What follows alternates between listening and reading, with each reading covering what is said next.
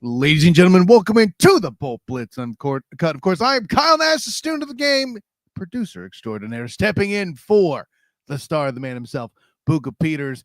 And listen, it was a fantastic display of football. Football is back, by the way. Maybe you noticed that finally, and not just college, but the NFL as well. American football in Brazil. The conversation here, the Chargers victorious 27-21 over the rival Sheets. The Bolt bureaucracy starts out celebrating, which, by the way, shouts to Robert Tipson, a.k.a. Buck D. Certainly enjoying the birthday present of a Chiefs victory, Chargers victory over the Chiefs to open the game. By the way, Brazil considered a home game, interestingly, for the Chargers. So for the rematch, eventually, the Chiefs will have the opportunity later this season to even things up one apiece at Arrowhead. So, take that for a disadvantage all you want, but nonetheless, the Chargers overcame. And for all the flack that Justin Herbert gets for not playing in big moments and in big games, listen, I get it. It's not a playoff game. This isn't what they're talking about. But for a season opener against the defending AFC champions, your rivals, doing it all on a big stage for the only game on a certain night, NFL opening weekend in another country where the world is watching, and you have the run, not the pass, mind you, that seals the victory off to the outside, where, by the way, Chiefs put the guy who I call their MVP in Chris Jones on defense outside there with the specific and engaged purpose to take on Justin Herbert. And I get it. One could argue on the particular play that the tackle got beat, but nonetheless, Herbert makes it to the outside, gets the first down. 13 yards to go?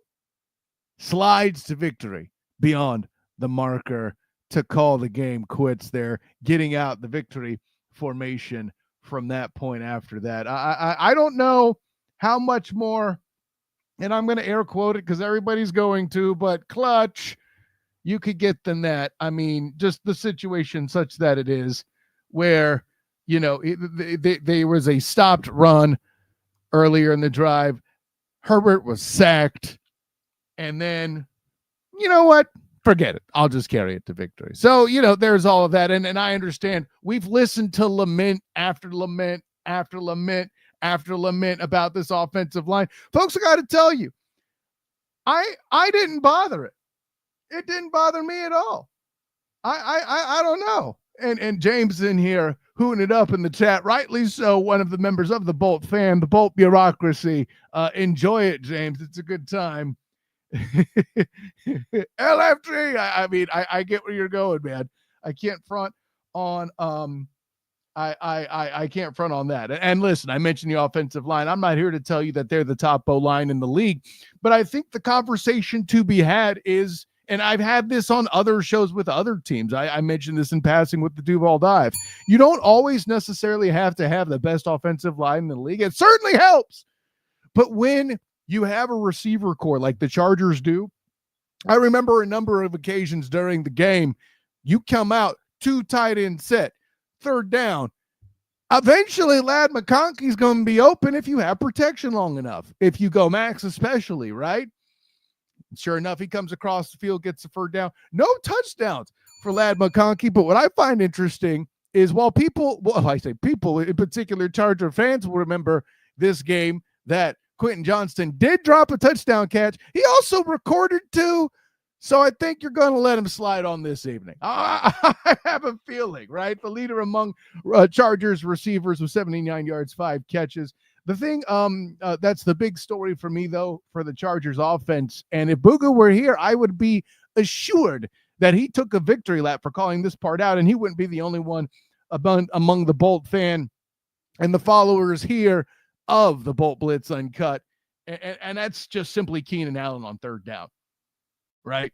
Like, I don't know if you can buy real estate and just call it third down, but if you could, the house built on it would clearly be Keenan Allen's, right? It felt like no matter what was dialed up, Keenan Allen had the answer on third down. And towards the last touchdown drive the Chargers did have, and this is on Spagnuolo. I'm going to call this out. The Chiefs made a big mistake. The Chargers capitalized one of them.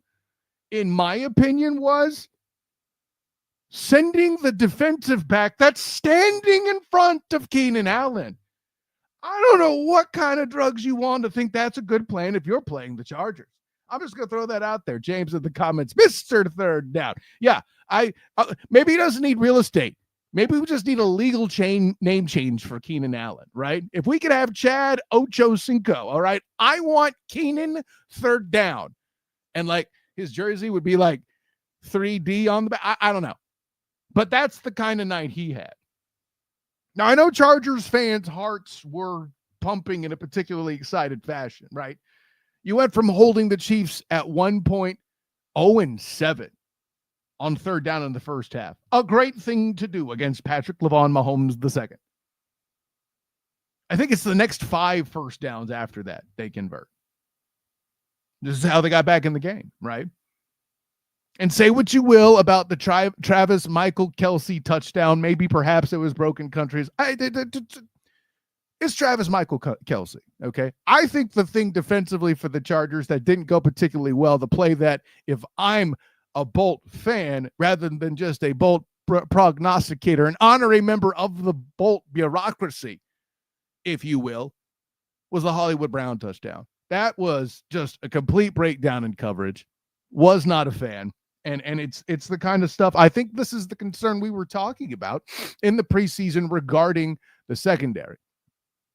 Now, I'll grant there were a number of solid defensive plays throughout the night. Listen, I had mentioned my concerns with the defensive pass rush, right?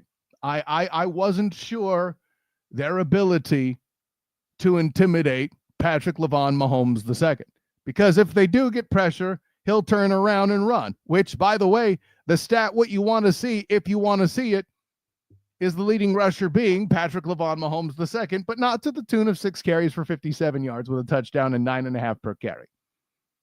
That part's a little problematic. I get it. But when I think that through, right, his longest run of the night was 15 yards, right? That puts him down to 42 on 5. Okay, that's still a ridiculously tough average. Why do I bring that point up? Great question. The next best runner for the Chiefs, 5 carries, 25 yards, Anthony Pacheco. His longest was 10, which means 4 for 15, less than 4 yards. You're at least containing them throughout the night, right? And I think that's part of the story of how you saw them for those first 5 on third down. Third down is the money down isn't just a clever nickname, but holding Patrick Mahomes II and company to 5 and 14 isn't bad. It sucks you gave up 3 fourth down conversions, but, you know, this is what it is, right? Mentioned Justin Herbert making an incredible run to finish the game. Let's not ignore 318 yards in the air. He did throw the damn thing. Like I said, finding Keenan Allen on third downs, finding Quentin Johnston in the end zone twice.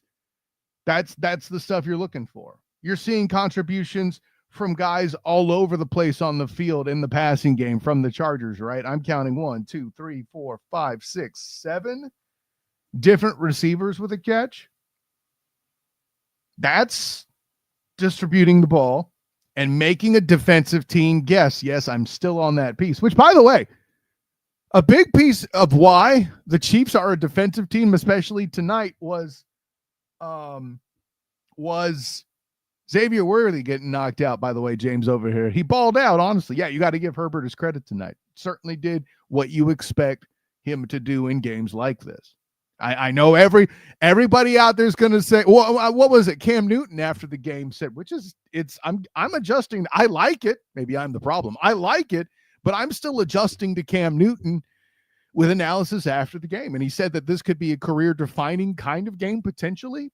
I'm not going to go that far, but it's certainly a first step to him continuing to build and make that turning point, right? If he's going to, he being Justin Herbert, is going to have that story where he's going to go from the guy who's not producing, not as good as he should be. They don't call him choke artist necessarily, but guy that cracks under pressure. There's a guy that used to do that, allegedly, in the eyes of plenty of people. But now, if you say his name, it's synonymous with Hall of Fame, and that's Peyton Manning. Of course, Peyton Manning can never run like Justin Herbert. Am I saying Justin Herbert is as accurate Peyton Manning? No. What I'm getting to is this. All it takes is one shining season, especially when you have the narrative. I still want to give 80 Simons a hug. Shouts to the man across the pond. For all the lament and pain and torment he sees, and rightly so, from looking at the injury report on the offensive line. They need to stay as healthy as they can for the rest of the year, I think, for true success to be achieved. But doing what they had to do on the important downs helped. Holding things long enough on third down helped. Being able to understand where the blitz is coming from Justin Herbert's perspective, helped. James Sound, yeah, I got to shout this one out. 80 is such a great guy, 100%. Super cool dude, and I'm not just saying that because he's half a foot taller than me and might be able to lift me up at 287 pounds. Damn. Anyways. But the reason why I'm impressed as I am about the Chargers and their performance is because it's not like the Chiefs came out and played a garbage game, right? I know everybody's making all their jokes about Harrison Butker missing wide right on an extra point. Can we remember he hit a 59-yarder in the game to keep the Chiefs relevant in it, right? And I get that seeing the 9-point spread at one point on the strength of Tart, it would have been more ironic if it was Hand that did it, that batted the ball down on that 2-point conversion stop. But whatever. Seeing Tart make that play, Tart making the sweet play, if you want to look at it from the Chargers' perspective and make a dad joke at the same time.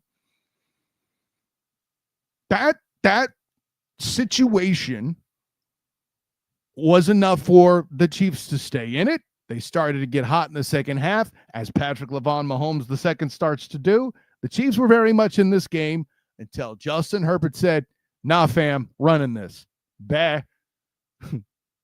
Right? And let's give credit to the defense. I mentioned it earlier. I said I wasn't so sure what their pass was going to be in the preseason in our evaluations. But nonetheless, you see the LA Chargers with 2 sacks of one Patrick Mahomes II, one of them being by the aforementioned Deshaun Hand. When you get your hands on Patrick Mahomes II, good things happen if you're a defense, okay? It's that simple. But for me, as much criticism, rightly so, as much concern that this offensive line with the Chargers has reaped from this group. Of course, you don't expect to see them run the ball 90 yards, 25 for 90. I'm not here to tell you that's world beating, but when you have a quarterback that's tossing the bean for 318 yards, that's enough. That's balance, right? And it felt like in the second half, you were getting to that point where the Chiefs defense was wearing down, where dudes were starting to get gashed. And then they were starting to get gashed. Now I sound like a Dr. Seuss book, but nonetheless, that's what started to happen. Was this a battle of attrition? Yes. And this was a situation where the full 4 quarters cliche works. The defense came out, forced a 3 and out to open the Chiefs season. And to open their season, the Chargers came out with a touchdown. And the rest was essentially history. Right? You look down the scoring chart, there's a lot of traded points here beyond that opening touchdown. And at the very end, of course, the Chiefs, the Chiefs, if you think the Chiefs choked this game, maybe. But the field goal at the end after Patrick Mahomes II gets sacked, Chargers take it home after that. Now, I do find it interesting, for as much talk and worry as there was about the turf in Brazil, that Xavier Worthy didn't get hurt by the turf, but than by Travis Michael Kelce. Whoops. And James makes a point. I'll bring this up here too, for sure. Right before the half, the Chiefs could have taken the momentum at the half, but not what happened here. And the Chiefs, I've seen the Chiefs do that. Go into halftime with momentum, come out and get that double up score right after the half ends. Yeah, it's a good call out. That's the reason why I went to it, James. It's a thing they've done before. You're absolutely right. The defense may not have been perfect, but they strung together enough stops to make an impact. And at the end of the day, that's what you need to win football games. If you're playing the Kansas City Chiefs and you score more than 20 points, I feel like you've done your job. The problem is usually Patrick Mahomes II scores more like 30. He didn't tonight. That's a win. Right? Mentioned Drew and Chris looking like they were fighting. Chris Smith and Drew Tranquil. Ironically, the guy named Tranquil is trying to fight him, which, by the way, for those that know, like, Chris Jones is an incredibly, like, peaceful, humble, he had Christian groups lined up at the Super Bowl wanting to talk to him. Like, this is not a violent dude, and yet he's one of the scariest defensive linemen in the league. Then to be that irked to fight a dude like that when your name is Tranquil, the jokes write themselves, folks. I don't need anybody coming off the top rope and making an inappropriate pun. Shouts to Burt Grossman. But, that's still funny. I'll go to James in the comments. My best friend, rest in peace, told me a defense should be able to hold their opposing team to 20 points. That the offense should be able to score more than 20. That would be the perfect game. Bingo, exactly what you got here, James. And that I won't call it a cliche. I think platitude is a better word, because cliche, there's a negative connotation. Yeah, that's so cliche. No, a platitude, something that's said so often and it's just assumed to be true. Look it up in the dictionary. It's the same. I'm expanding your vocabulary, Bolt fam. Work with me here. But that's the goal, right? You see a group score 20, you got to go out and score more. And at the end of the game, Justin Herbert made that happen. I liked how Omarion Hampton looked. I really liked how Najee Harris looks. Oh, right. Insert obligatory comment about how he can see out of both eyes, apparently. But when they were called upon, they made plays. I know Najee Harris only ran the ball once. I get it. But I think a lot of his role tonight was pass protection, because Spags was throwing blitzes from every single possible direction, it felt like, one could think of. And I know there are people out there, there's a particular moment in the game, and I forget who the defensive back was, but like Patrick Mahomes II was running toward the sideline and lowered his shoulder on the defender and knocked him back, and it is a whole, the defender doesn't want to get flagged. Or you could wrap the bleep up, doing my best Dave Chappelle impression. I need to have like a cigarette or something. Or you could wrap the bleep up. All right. And I think if I was to give a part of the defense the hardest time, there was a part of the defense I was going to be the most critical of for the Chargers. That's going to be the secondary. For me, if I'm the Chiefs, I think your defense may have missed in certain moments, but I think a certain element of it is also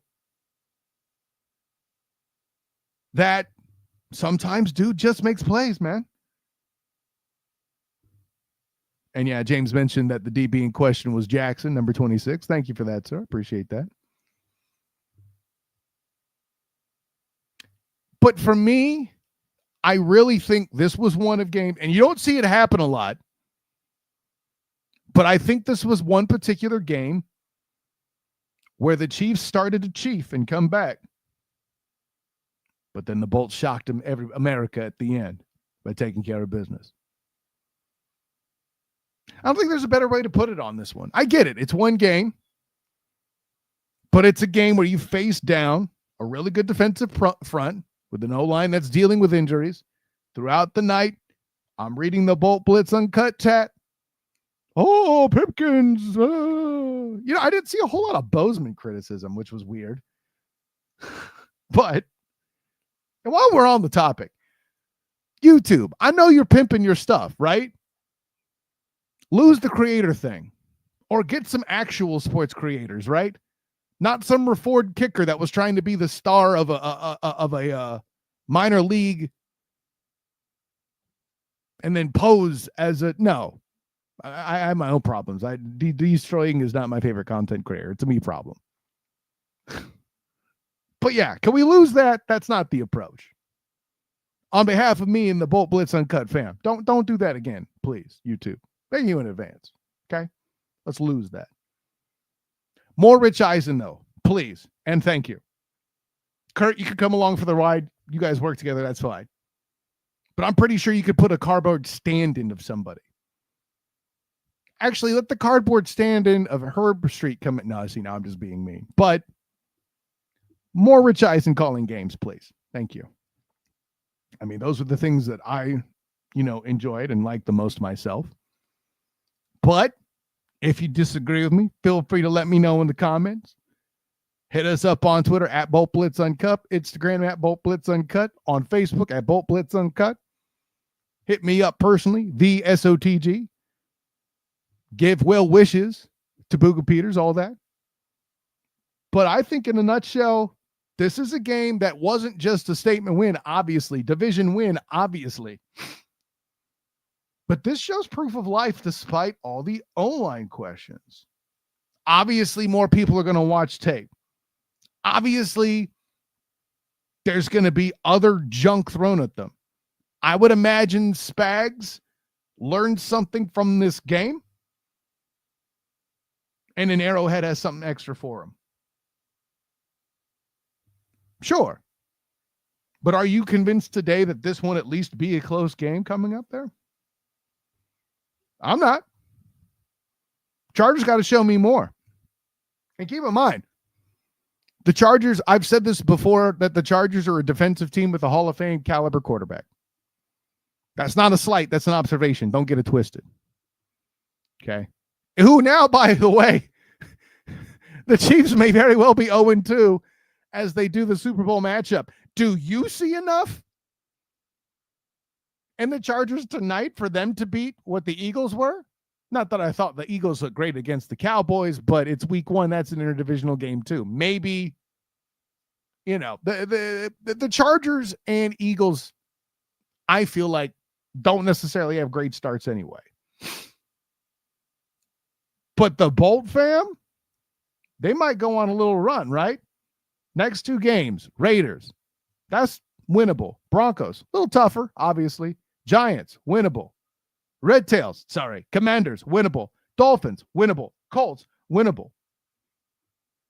If I'm a Bolts fan, after tonight, there's a very real chance they go, 4 out of the next 6, 4-2? It's a 5-2 team. Doing what? A week before Halloween? I'm telling you, Los Angeles. Or former San Diegans, however you want to play it. It's impressive stuff. There's a chance this whole 3 playoff team division for the AFC West is real. That's just where I sit with it. And you can't call me Homer. I'm a Niner fan. Okay? The other podcast I do is the Duval Dive for the Jacksonville Jaguars. And really, when we're talking about it, the colors I'm wearing are for the black and gold banneret when I cover UCF. See, this way I don't have to do it at the end of the show. You know who I am and what I do. But whatever it is, at some point, there may be disappointment. I'm not ruling that out. But boy, howdy, it's a lot better when you could start off with one under your belt over the conference champion, over a division rival. I don't know how much more I could add to it than that. But folks, I've had a great time stepping in, doing the instant reaction here for the Bolt Blitz Uncut. Of course, I am Kyle Nash, the student of the game, your producer extraordinaire. Sitting in for Booga Peters tonight. He'll be back. We'll be back on Tuesday doing that damn thing. James calling his shot for the 3 AFC. I can't leave yet without reading this. James calling his shot for the 3 playoff teams. The Broncos, Chargers, and Raiders. Pump the brakes a bit. James, I know you're having fun with me, and Mrs. Amy Trask, the Princess of Darkness, deserves her props. But man, the Raiders got to show me something more before I take them that serious. I don't give a damn how good Starks and Bowers are. Okay. I'll need a lot more than Geno Smith in that line. I don't care if he got Genty or not. Anyways, of course, I am Kyle Nash, the student of the game. You can find me on Twitter, Instagram, Threads, and Blue Sky at the SOTG. Find me on Facebook as the student of the game. Check out my writings with the Fans First Sports Network, writing for the Jacksonville Jaguars and the Orlando Magic, as well as the Black and Gold Banneret for UCF football and basketball, as well as the Night Shift podcast for that. The Duval Dive podcast with my personal champion, Travis D. Holmes. I'll be doing a live reaction Sunday after that game. If you feel like checking up on me, make sure you do that. Check up on me and my personal champion doing that. And, of course, right here on the Bolt Blitz Uncut every week on Tuesday night, 8 Eastern, where I try to do my best to keep Booga Peters on the rails and then laugh at the inevitability when it doesn't work. So, until then, one more time, shouts to Robert Gitzman. Happy birthday. Hope the Chiefs gave you a good birthday present. Until next time, everyone, class dismissed.